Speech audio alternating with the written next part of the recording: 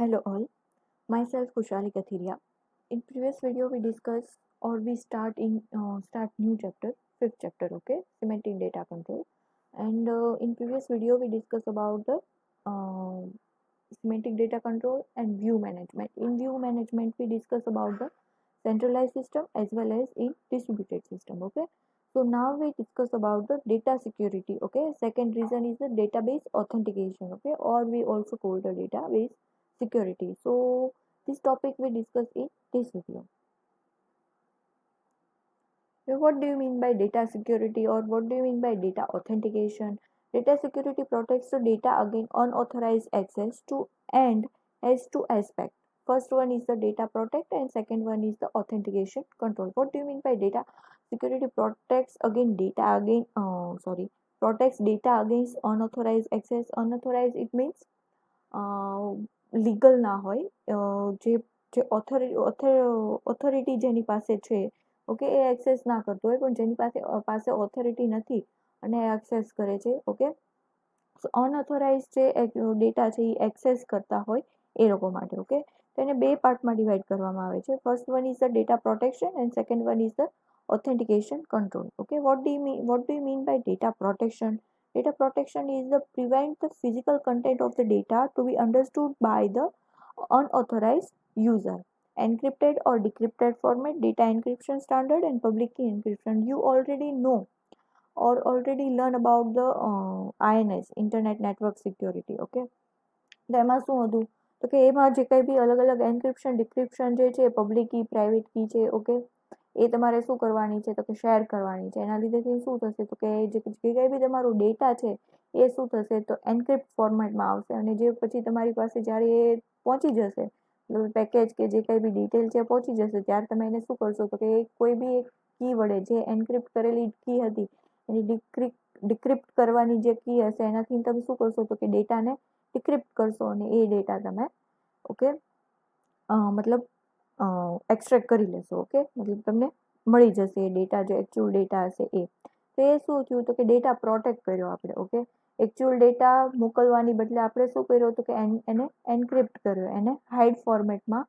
યુઝરને સેન્ડ કર્યો છે ઓકે એઝ કયા કીથી તો કે પબ્લિક કી ઓર પ્રાઇવેટ કીના એન્ક્રિપ્શનના બેઝ ઉપર ઓકે અને એને શું કર્યું તો કે ડિક્રિપ્ટ કરીને એને પછી આપણે એક્સટ્રેક્ટ કર્યો એ શું હતું તો કે ડેટા પ્રોટેક્શન શું કામ તો કે અનઓથોરાઇઝ એક્સેસ છે એ અનઓથોરાઇઝ યુઝર છે એ અનઓથોરાઇઝ એક્સેસ ના કરે એ માટે ઓકે સેકન્ડ વન છે authorisation control okay first authorisation control ઉપર મૂવ થયા પહેલાં હું તમને એક ઓથેન્ટિકેશન એ હું તમને એક્સપ્લેન કરવા માગું છું કે ફર્સ્ટ કે આપણી પાસે એક ડેટાબેઝ છે ઓકે એ ડેટાબેઝને આપણે શું કરવો છે તો કે એક્સેસ કરવો છે એ ડેટાબેઝને એક્સેસ કરવા માટે શું કરવાનું છે તો કે ફર્સ્ટ એમાં જે કંઈ બી આપણે એક્સેસ કરવો હોય તો એને આપણે પ્રોટેક્ટ કર્યો હશે બરોબર તો પ્રોટેક્ટ કઈ રીતે તો કે આપણે લોગિન આઈડી પાસવર્ડ જે છે એ તમે નાખો છો ઓકે અને એ જે કંઈ બી શો થઈ જાય મતલબ લોગિન થઈ જાય છે એટલા માટે તમારો ડેટા જે છે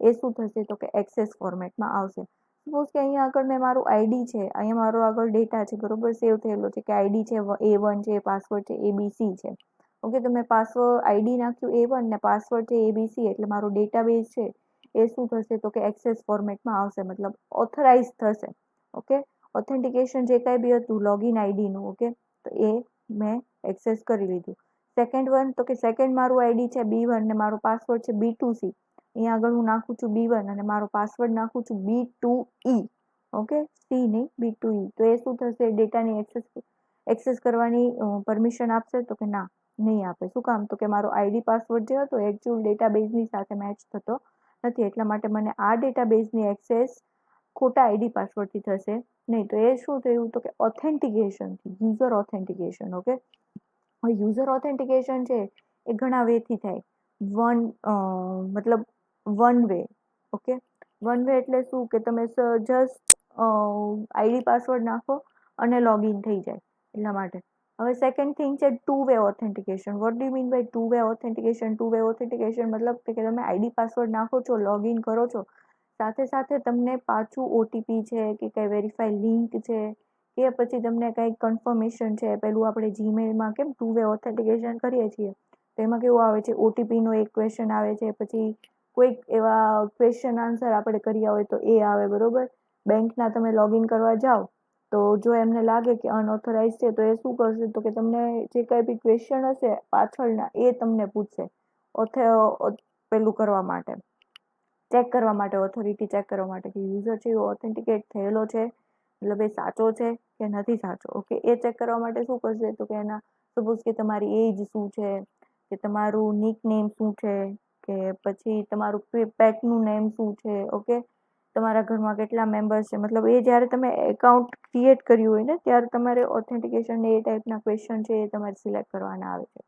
ઓકે, તો એ સિલેક્ટ કરીને તમે શું કરશો, તો કે 2 વે ઓથેન્ટિકેશન. ઓકે, હવે સપોઝ કે એ મેં કરી દીધું છે, હવે એ શું થયું, તો કે એ થયું મારું ડેટાબેઝ ઓથેન્ટિકેશન. Okay, authentication. હવે ઓથોરાઇઝેશન શું છે, ઓથોરાઇઝેશન એટલે શું, તો હવે સપોઝ કે આ મેં જે ડેટા છે એની મેં A1 નામનો આઈડી હતો, એ જે યુઝર હતો એને મેં આ ડેટાની એક્સેસિબિલિટી આપી, પણ એ ડેટાની જે એક્સેસ કરશે એ કયો હશે, તો કે આખો ડેટાબેઝ. હવે સપોઝ કે હું એવું કહું છું કે મારે એ આખો ડેટાબેઝ એને એક્સેસ કરવા નથી આપવો, જસ્ટ અમુક પાર્ટ જે છે, મતલબ અમુક ટેબલ્સ છે એ જ મારે એને એક્સેસ કરવા આપવા છે.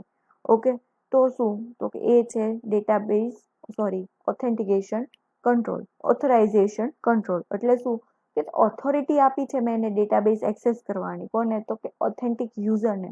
ઓથેન્ટિક એટલે શું, તો કે વેરીફાઈ થયેલો યુઝર હોય એ, ઓલરેડી લોગિન થયેલો યુઝર હોય એ, એને મેં એક્સેસિબિલિટી તો આપી છે, પણ એ એક્સેસિબિલિટી શું કરવાની છે, તો કે મારે બધા યુઝરને નથી મતલબ બધો ડેટા એને એક્સેસ કરવા નથી આપવો, પર્ટિક્યુલર કોઈ ફિલ્ડનો ડેટા મારે એક્સેસ કરવો છે. સપોઝ કે મારું આ ટેબલ છે એક એનું, બરોબર, જેમાં ડિપાર્ટમેન્ટ છે ને એમ્પ્લોયના આઈડી છે. ઓકે, તો હવે સપોઝ કે HR ડિપાર્ટમેન્ટ છે તો એનું આઈડી A1, HRનું A2, બીજા HRનું, IT ડિપાર્ટમેન્ટમાં મતલબ અહીંયા આગળ નામ લખેલા હશે સાથે સાથે. ઓકે, તો હવે આ જસ્ટ એક્ઝામ્પલ માટે છે. ઓકે, તો IT ડિપાર્ટમેન્ટમાં એમ્પ્લોયનું આઈડી I2, બીજાનું I3, I4. Okay, I2, I3, I4 છે તો એ બીજા જે કોઈ બી ટેબલ હશે એ ટેબલમાં એની બધી ડિટેલ, મતલબ અહીંયા આગળ બ્રીફલી ખાલી એના આઈડી પહેલા કર્યા છે, ઇન્ફોર્મ કરાવ્યા છે, બરોબર, એન્ટર કરાવ્યા છે, પણ જ્યારે બીજો ડેટા હશે એમાં મેં શું કર્યું છે કે આઈડી મેં એને એનું એક્સપ્લેન કરેલા હશે કે ID 2 છે તો એનું નામ શું છે, એની એજ શું છે, કયા ફિલ્ડમાં છે, કઈ પોસ્ટ ઉપર છે, બરોબર, એ બધી જ વસ્તુ ક્યાં હશે, તો કે I2 મતલબ આઈટીના જે કઈ બી ડિપાર્ટમેન્ટની ડિટેલ હશે એમાં. ઓકે, હવે સપોઝ કે મારું HR છે તો HR હું એવું કહું છું કે ઓથોરાઇઝ કોને આપવા, ઓથોરિટી કોને આપવાની છે, તો કે HR છે તો ખાલી HRના જ એ ડિટેલ્સ જોઈ શકે. ઓકે, IT વાળા છે મેમ્બર્સ તો એ આઈટીના જ મેમ્બર્સની ડિટેલ જોઈ શકે. તો એ શું થયું, તો કે ઓથેન્ટિકેશન કંટ્રોલ. મેં એને ઓથોરિટી તો આપી છે ડેટાબેઝ એક્સેસ કરવાની, પણ એ બધો જ ડેટા એનો એક્સેસ નહીં કરી શકે. ઓથોરિટી કોની હશે, જેની હું આપીશ. સપોઝ કે તમને અહીંયા આગળથી કોઈ શીટ કે એવું શેર કરવામાં આવે છે, એક્સેલ શીટ. ઓકે, ઓથોરિટી કોણ હોય છે, જે સબ્જેક્ટ ફેકલ્ટી અથવા તો જે કઈ બી ફેકલ્ટીએ શેર કરી હોય એ. હવે તમને જો રાઇટ્સ મળ્યા હશે એડિટના તો તમે એડિટ કરી શકો છો, તમને જો રાઇટ્સ નહીં હોય એડિટના તો એ શું થયું, તો કે તમે ઓથોરાઇઝડ યુઝર નથી, તમને ખાલી વ્યૂના જ રાઇટ્સ છે, તમે એડિટ નહીં કરી શકો.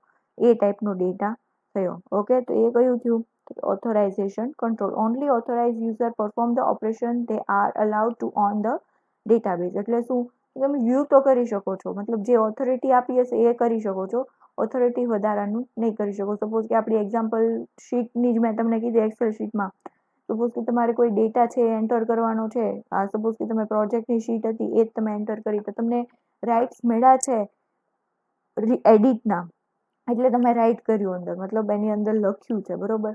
હવે સપોઝ કે તમને વ્યૂના જ અત્યારે રાઇટ્સ છે, તમે અંદર કાંઈ એડિટ કરી શકો નહીં, એટલે તમે શું થયું, તો કે તમે ઓથોરાઇઝ યુઝર નથી. શું કામ, કે તમને એના ઓથોરાઇઝ યુઝર નથી એટલા માટે તમને કોઈ ઓપરેશન છે એ પરફોર્મ કરવા મળશે નહીં.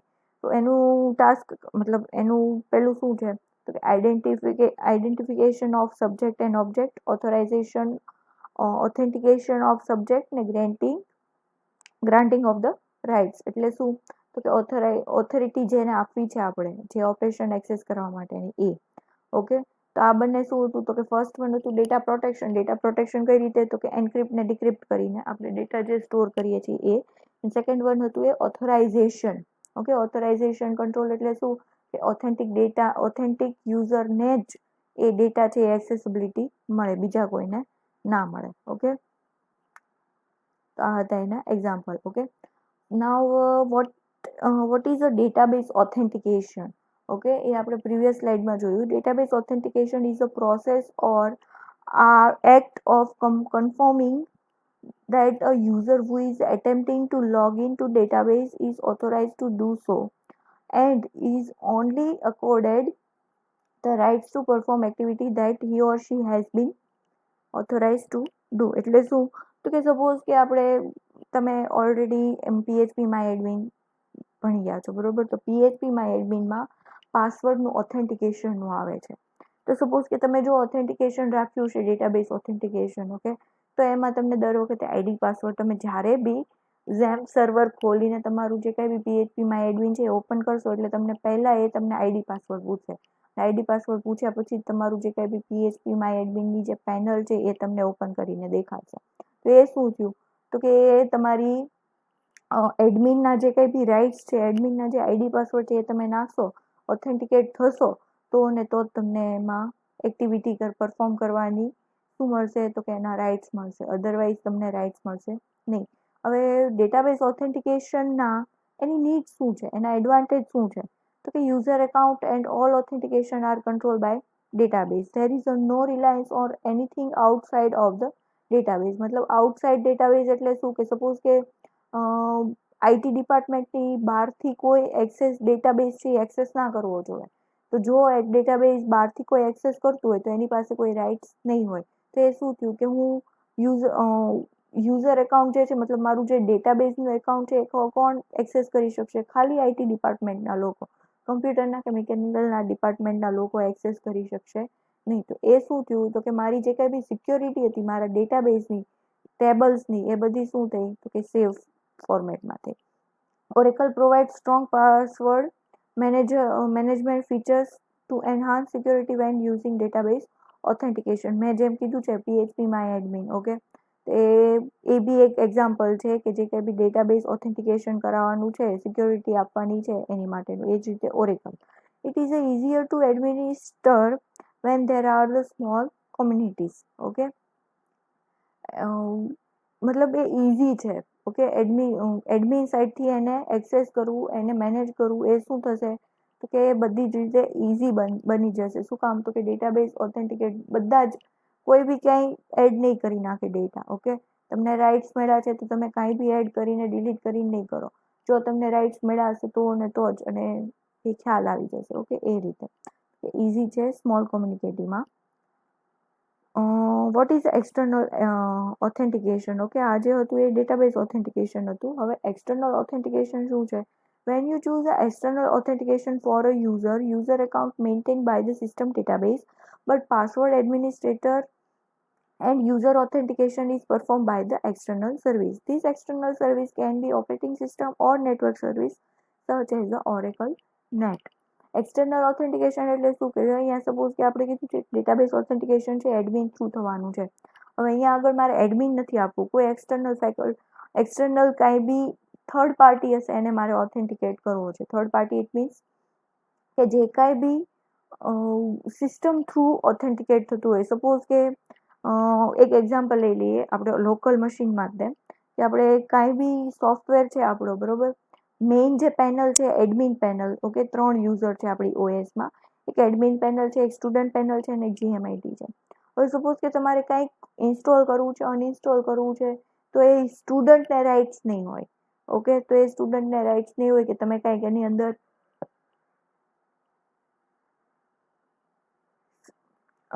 ઇન્સ્ટોલ કરી શકો, અનઇન્સ્ટોલ કરી શકો. એની માટે શું જોશે તો કે એડમિનના આઈડી પાસવર્ડ જોશે, એડમિન છે પેનલના, મતલબ એડમિનની ઓએસના. તો એ શું થયું કે એક્સટર્નલ સર્વિસ, મતલબ એ ટાઈપની એક્સટર્નલ નહીં. ઓકે, પણ અહીંયા જસ્ટ એક્ઝામ્પલ એ રીતે આપું છું કે સ્ટુડન્ટ સિવાયના કોઈ બી હશે તો એને આપણે શું કન્સિડર અત્યારે કર્યું છે તો કે એક્સટર્નલ.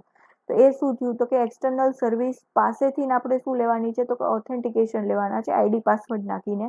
એ જ્યારે આઈડી પાસવર્ડ નાખશે ને પછી જ તમે કંઈક ઇન્સ્ટોલ ને અનઇન્સ્ટોલ કરી શકો છો. તો એ શું થયું, એ જ રીતે આપણું જે ડેટા છે એને આપણે એક્સેસ કરવો હોય તો એ શું કરશું તો કે એક્સટર્નલ જો ઓથેન્ટિકેશન હશે તો એક્સટર્નલ ઓથેન્ટિકેશન સપોઝ કે આપણી ઓપરેટિંગ સિસ્ટમ છે તો ઘણીવાર આપણે ઓપરેટિંગ સિસ્ટમનો પાસવર્ડ માંગે છે તો કાંઈ બી તમારે અનવોન્ટેડ અથવા તો કંઈક રિસ્કી ભર્યું કામ કરવું હોય તો તમને 2 વાર શ્યોરિટી લેશે અને પછી તમારી પાસે પાસવર્ડ નખાવશે, ફિંગરપ્રિન્ટ છે કે પછી તમારું કંઈક ફેસ ડિટેક્ટ છે કે પછી કંઈ પાસવર્ડ છે, પિનકોડ છે, ઓકે એ ટાઈપની જે કાંઈ બી છે એ શું કરશે તો કે એક્સટર્નલ સિક્યોરિટી છે એ પહેલાં ચેક કરશે અને પછી જ તમને એ પરમિશન આપશે તો એ શું થયું external authentication.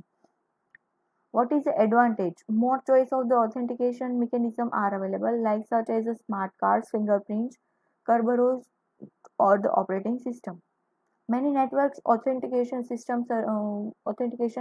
are such as the Kerberos system single sign-on, enabling user to have fewer password to remember. Okay, Kerberos ની જે સપોર્ટ સિસ્ટમ છે એ તમે ચેક કરીને નેટ ઉપર કરી શકો છો. એમાં શું છે તો કે સિંગલ સાઇન ઓન કે એટ અ ટાઈમ તમે એક જ વ્યક્તિ જે છે પેલું શું કરી શકે છે તો કે સાઇન ઇન સાઇન ઓન કરી શકે છે. ઓકે, એ ટાઈપની જે કંઈ બી નેટવર્ક ઓથેન્ટિકેશન એક્ઝામમાં આપણે જોઈએ તો એ ટાઈપનું હોય કે તમે એકવાર એક આઈડીમાંથી અથવા તો એક મશીનમાં લોગિન થઈ ગયા હો તો ફરીવાર તમને બીજા મશીનમાં તમને લોગિન ના કરવા દે, એવું કે તમે પહેલામાં લોગ આઉટ કરો પછી તમે આમાં લોગિન કરી શકો. તો એ ટાઈપની જે કંઈ બી સિસ્ટમ છે એને શું કહેવાય છે તો કે નેટવર્ક ઓથેન્ટિકેશન. ઓકે, અને સેકન્ડ જે હતું એ શું હતું તો કે ઓપરેટિંગ ઓથેન્ટિકેશન. એમાં શું તો કે સ્માર્ટ કાર્ડ છે, ફિંગરપ્રિન્ટ છે, ઓકે એ બધી ટાઈપની જે છે ઓપરેટિંગ સિસ્ટમ છે એને આપણે શું કરશું તો કે ઓથોરાઇઝ કરી શકશું.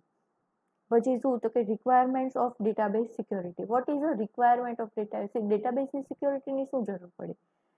6 રિક્વાયરમેન્ટ છે: physical data integrity, logical database integrity, element integrity, auditability, access control and availability. તો ફિઝિકલ ડેટાબેઝ ઇન્ટિગ્રિટી શું છે તો કે ફિઝિકલ ડેટાબેઝ એટલે શું તો ફિઝિકલી આપણે મેનેજ કરવાનું છે. સપોઝ કે આપણે ક્યાંય ડેટાબેઝમાં એન્ટ્રી કરીએ છીએ, બરોબર, મેન્યુઅલી એન્ટ્રી કરીએ છીએ અને ડેટા પાવર છે લોસ થયો છે, ઇલેક્ટ્રિસિટી છે એ જતી રહી છે અથવા તો કંઈક મશીનમાં મિસ્ટેક થઈ છે તો ક્રેશ થયું છે, ડેટા જે આપણો ક્રેશ થયો છે તો એ શું થયું તો કે આપણું ફિઝિકલ ડેટા ઇન્ટિગ્રિટી. તો એ જ્યારે જે છે ઇનકમ્પ્લીટ મતલબ આપણા જે કંઈ બી મોમેન્ટ છે મતલબ ઇનકમ્પ્લીટ ટાસ્ક છે એ જ્યારે પરફોર્મ થાય એ શું થયું તો કે ફિઝિકલ ડેટા ઇન્ટિગ્રિટી. તો આપણો જે ડેટાબેઝ છે એ સમજવો જોઈએ. સપોઝ કે ટાઈમ આઉટ થઈ ગયો છે અથવા તો ટ્રાન્ઝેક્શન છે લોગ આઉટ થઈ ગયું છે તો એ જે કાંઈ બી ઇનકમ્પ્લીટ ટાસ્ક છે ઓકે એ શું થઈ જવા જોઈએ, કાં તો એ કેન્સલ થઈ જવા જોઈએ, કાં તો ડેટા છે એ સાવ રિમૂવ મતલબ એટલી સુધીનો રિમૂવ થઈ જવો જોઈએ, કાં તો જે ડેટા આપણે સ્ટોર કર્યો છે એ ડેટાબેઝમાં સ્ટોર થઈ જવો જોઈએ. Second one is the logical data integrity. Structure of database should be preserved. Okay, એટલે શું તો કે જે કાંઈ બી ડેટાબેઝ છે ઓકે એને લોજિકલી એ રીતે ડિઝાઇન કરવાનો છે, એ રીતે ડેટાબેઝ આપણે મેનેજ કરવાનું છે કે જેથી કરીને આપણે જે કાંઈ બી ડેટા છે એને સિક્યોરલી સેવ કરી શકીએ. Element integrity. Data contain in each element or cell should be accurate and remain so. Already આપણે સેકન્ડ ચેપ્ટરમાં ઇન્ટિગ્રિટી કન્સ્ટ્રેન કરીને આપણે જોયું હતું. તો એમાં કયા કયા હતા તો કે એન્ટિટી હતી, કન્સ્ટ્રેન હતું, ફોરેન એન્ટિટી હતું, બરોબર. 4 ટાઈપની એન્ટિટી આપણે લર્ન કરી હતી. કઈ તો કે જોઈ દઉં હું તમને કઈ આપણી હતી એ. તો કે ઇન્ટિગ્રિટીમાં તો entity integrity, domain constraint, referential and foreign key constraint. Okay, તો 4 આપણે જોઈ હતી. તો એમાં શું હતું તો કે એમાં ક્યાંય જો નંબર યુઝ થતા હોય એની ડેટા ટાઈપમાં તો તમે એમાં ટેક્સ ના નાખી શકો. ફોરેન આઈડી મતલબ આપણી જે પ્રાઇમરી કી છે એ નલ ના હોવી જોઈએ, સેમ ના હોવી જોઈએ, રિપીટ ના થતી હોવી જોઈએ. ઓકે, અથવા તો કંઈ નંબર્સ હોય તો એ કંઈ ટેક્સ્ટમાં ના હોવું જોઈએ. તો એ બધી શું હતી તો કે એલિમેન્ટ ઇન્ટિગ્રિટી મતલબ એલિમેન્ટ એની અંદર પ્રેઝન્ટ છે એ ક્યાંય એબસેન્ટ અથવા તો મિસમેચ ના થાય એ આપણે એક્યુરેટલી શું કરવાનું છે તો કે ધ્યાન રાખવાનું છે. પછી શું છે તો કે auditability. It should be positive to track who or what has access the database. એટલે શું ઓડિટેબિલિટી એમાં એક એક્ઝામ્પલ હું તમને આપી શકું કે સપોઝ કે એક્સેલ શીટ અહીંયા ફેકલ્ટી થ્રુ તમારી જોડે શેર થાય છે, બરોબર, પર્ટિક્યુલર સબ્જેક્ટ ફેકલ્ટી થ્રુ. હવે તમને એમાં કીધું છે કે તમારે તમારો ડેટા જ એક્સેસ કરવાનો છે, મતલબ તમારે તમારો ડેટા જ એડ એન્ડ ડિલીટ કરવાનો છે. કોઈ બીજાનો ડેટા છે તમારે એડિટ કે અપડેટ કરવાનો મતલબ એડિટ કે ડિલીટ કરવાનો નથી. હવે સપોઝ કે તમે તમારા નામની સામે તમારો મોબાઈલ નંબર ને આઈડી છે એ તમે નાખો છો, ઇટ્સ ઓકે, એ તમારા નામની સામે તમે એક્સેસ કરી શકો. પણ તમે કોઈક બીજાનો નંબર છે એ તમે નાખી આવો છો, એ ચેન્જ કરી આવો છો, તો એ શું થઈ જશે, રિફ્લેક્ટ થશે ફેકલ્ટીને. શું કામ? તો કે એ જોઈ શકે છે કે કોના થ્રુ કયા કયા ચેન્જીસ થયા છે. ઓકે, તો એ શું થયું, તો કે it should B possible to track, મતલબ ટ્રેકિંગ રેકોર્ડ કોની જોડે રહેશે, તો કે પર્ટિક્યુલર જેમણે શીટ શેર કરી હશે એમની જોડે. એ એક્ઝામ્પલ અહીંયા આગળ લઈ શકાય. What is access control? Access એટલે શું? તો કે user should be allow access only authorize data. Next વિડીયોમાં આપણે એ જોવાનું છે કે એક્સેસ શું છે અને એક્સેસ કંટ્રોલ શું છે. ઓકે, તો કે સપોઝ કે આપણે પર્ટિક્યુલર ડેટાને જ ઓથોરાઇઝ કર્યો છે એ પર્ટિક્યુલર વ્યક્તિ માટે, એ પર્ટિક્યુલર પર્સન માટે, એ ડેટા જે એક્સેસ કરવો જોઈએ, બીજો કોઈ ડેટા એક્સેસ ના થવો જોઈએ, તો એ શું થયું, access control. Second one, last one is the availability. User can access data when they need it without deadlock, star variation, or other DOS type issue. Okay, deadlock વગર જે કંઈ બી ડેટા છે, યુઝર છે, એ ડેટાને શું કરવો જોઈએ, તો કે એક્સેસના ફોર્મેટમાં આવવો જોઈએ. મતલબ કોઈ ઇશ્યુ એમાં ના ક્રિએટ થવા જોઈએ કે એની અવેલેબિલિટી નથી, કે આ નથી, કે તે નથી. ઓકે, તો આ જે શું હતી, એ રિક્વાયરમેન્ટ હતી. ઓકે, 6 રિક્વાયરમેન્ટ છે, 4 અહીંયા અને 2 અહીંયા.